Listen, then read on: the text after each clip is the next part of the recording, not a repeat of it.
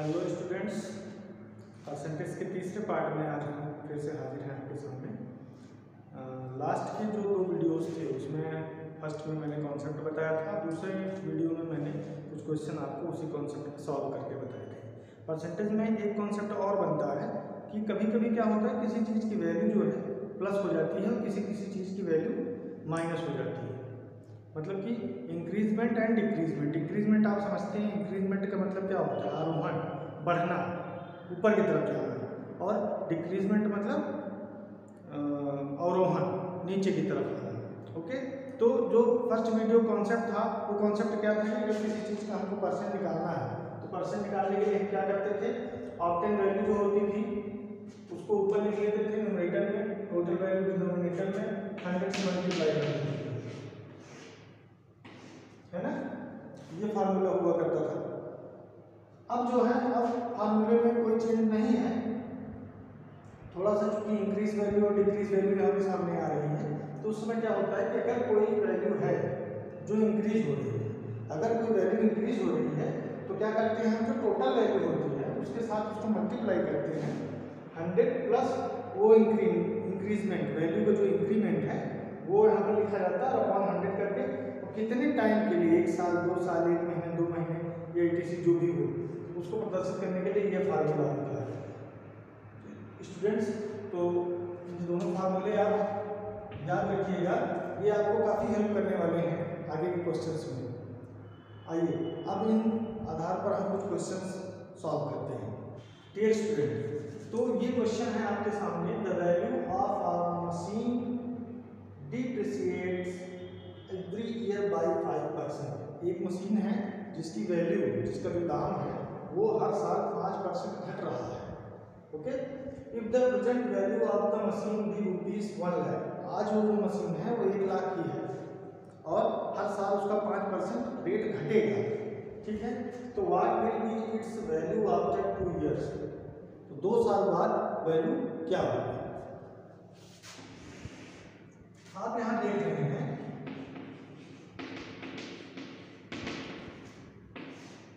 यहाँ हम क्या देख रहे हैं कि वैल्यू का डिक्रीमेंट हो रहा है।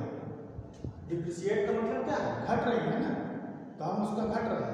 दाम जब घटता है तो घटने वाली कंडीशन में जो हमने इंक्रीज में प्लस लगाया था वहाँ पर माइनस कर देंगे, बाकी फार्मूला से वही रहेगा। तो टोटल वैल्यू यहाँ पे हम क्या मान लेते हैं? टोटल वैल्यू है यहाँ पर 1 लाख रुपीज। डिक्रीमेंट परसेंट जो है, डिक्रीज परसेंट 5% दिया है और टाइम जो है वो कितना दिया है? 2 ईयर्स का दिया है। 2 ईयर्स का टाइम है। अब उस फार्मूले पर हम इसको रख देते हैं। वैल्यू आफ्टर 2 ईयर्स, 2 साल बाद उसकी वैल्यू क्या होगा? तो देखिए, मैंने बताया था आपको टोटल वैल्यू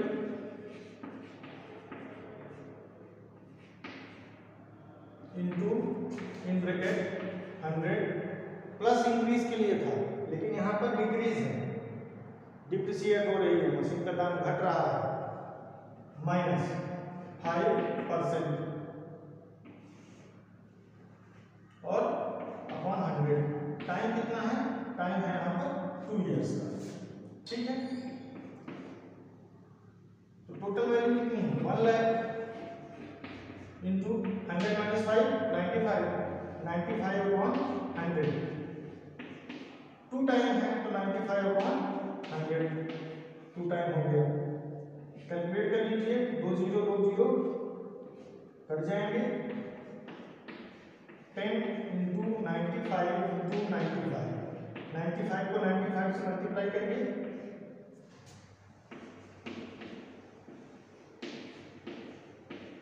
9025 और उसके बाद 10 से मल्टीप्लाई करके उसको आप 90,250 रुपए लिख सकते हैं। तो जो मशीन का दाम था 1 लाख रुपए, 5% घटते गया तो 2 साल बाद उस मशीन का दाम कितना हो गया? 90,000 रुपीज 250। ओके, फिर से रिमाइंड मार लेते हैं इस क्वेश्चन को। क्वेश्चन है आपका कि एक मशीन है जिसकी वैल्यू 1 लाख रुपए है प्रेजेंट में, हर साल उसकी वैल्यू 5% घटती है, दाम उसका घटता है, तो 2 साल बाद उसका दाम क्या होगा? तो उसके रेट के लिए आप क्या करेंगे? Total value equal to 1 lakh, decrease percent equal to 5%, time is 2 years, apply the formula. Total value into 100 minus decrease percent upon 100 to power 2, और उसके बाद कैलकुलेट कर लीजिए। कैलकुलेट करने के बाद आपको सॉल्यूशन मिल जाएगा। Okay, next question. Next question पे हम आते हैं। एक और क्वेश्चन ऐसा है जो कि मोस्टली एग्जाम्स में पूछा जाता है, कॉम्पिटिटिव एग्जाम्स में भी इसकी बहुत डिमांड होती है, और ये क्वेश्चन मोस्टली पूछा जाता है, इजी है। तो आप इसको देखिए और अच्छे से समझेंगे तो आपको समझ में आ जाएगा। करना क्या है इसमें, आइए देखते हैं। ₹3500 3,500 रुपये is to be shared among 3 people, 3 लोगों के बीच में इसको बांटना है। कितने को बांटना है? 3500 रुपये को बांटना है। कंडीशन क्या बन गई? सो दैट द फर्स्ट, जो पहला पर्सन है, फर्स्ट पर्सन 50% लेता है सेकंड का, मतलब सेकंड को जितना मिलेगा उसका आधा किसको मिलेगा? फर्स्ट को मिलेगा। और सेकंड वाला जो है उसको वो लेता है 50% थर्ड का, सेकंड वाले को थर्ड का 50% मिलेगा, मतलब थर्ड को जो रुपीज मिल रही है, जो शेयर मिल रहा है, उस शेयर का 50% मिलेगा सेकंड को, और सेकंड को जो मिला उसका 50% शेयर मिलेगा फर्स्ट को। ठीक है, तो ऐसे क्वेश्चन जब भी है, हाँ उस बार पूछ रहे हैं how much will each of them get, फिर तीनों को अलग अलग कितने मिले आपको बताना है। ऐसे क्वेश्चन जब भी आपके सामने आते हैं उनमें हमको सबसे पहले ये ढूंढना होता है। मैंने कहा था क्वेश्चन रीड करिए, क्वेश्चन आप रीड करेंगे तो आपको समझ में आएगा। 1 बार 2 बार 4 बार 10 बार में आएगा जरूर। रीड करना इंपॉर्टेंट है। तो जैसा कि मैंने क्वेश्चन रीड किया एक बार, मुझे समझ में आया, उसी तरह आप रीड करेंगे तो आपको समझ में आएगा इस क्वेश्चन में करना क्या है। करना ये है कि हमको वो फाइंड करना है कि किसके पास कुछ भी नहीं है। जैसे टोटल वैल्यू 3500 है, ए के पास भी है क्या है कि सेकंड को 50% लेगा, सेकंड के पास भी क्या है कि थर्ड का 50% लेगा, लेकिन थर्ड बेचारा जो है इस पर्सन के पास कुछ नहीं है। तो जिसके पास कुछ नहीं है उसी को हम कुछ नहीं मान लेते हैं। कैसे? सॉल्यूशन इसका देखते हैं। Solution let third person gate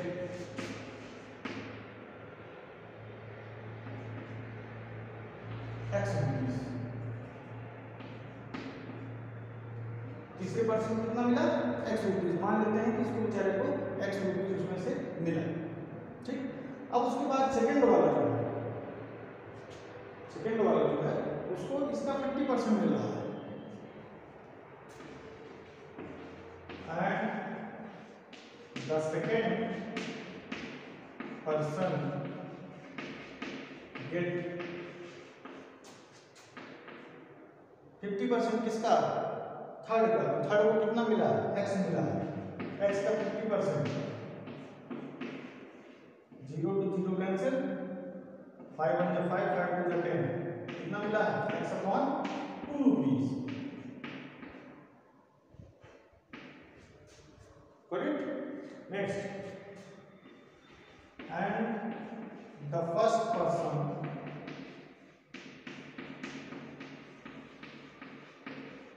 get, अब फर्स्ट पर्सन जो है उसको 50% मिला है किसका? सेकंड का। तो सेकंड की वैल्यू कितनी है? X upon 2 into 50%, 50 upon 100, 0 to 0 cancel, 5 1 5, 5 2 10, x into 1 x, 2 into 2 4।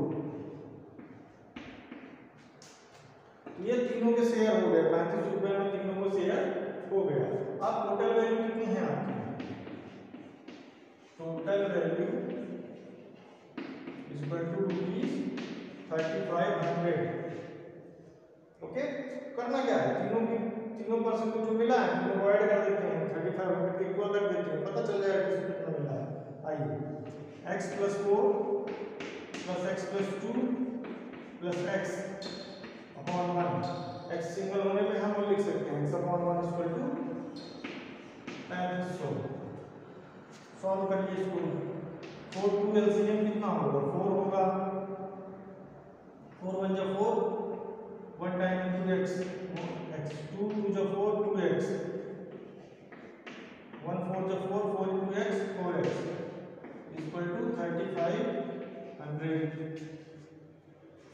आगे इसको सॉल्व करते हैं। x प्लस ये ऐड हो जाएंगे, 4 plus 2 6, 6 plus 1 7x, 7x equal to 3500 into 4। ये जो 4 है ये क्रॉस मल्टीप्लाई हो जाएगा 3500 के साथ। अगर इसके नीचे भी आप 1 लगा देते हैं, रेशनल नंबर बनाते हैं इसको, तो ये 4 इसके साथ जाके मल्टीप्लाई हो जाएगा। Then x equal to 3500 into 4 upon 7, 7 1 7, 7 5 35, 5 4 जा 20, 2000 रुपीज। थर्ड को कितना मिला है 2000, थर्ड को मिलने वाला पैसा क्या हो गया 2000।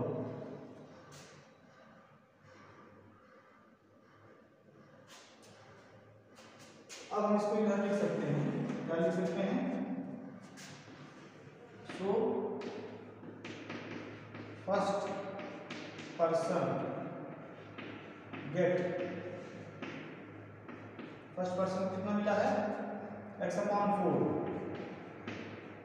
2000 अपॉन 4 रुपीज 500। सेकेंड को, second person gate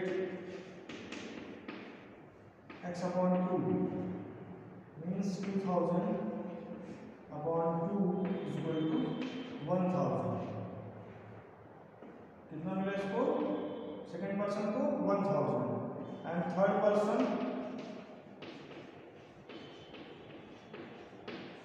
gate rupees 2000, क्योंकि ये x इक्वल था।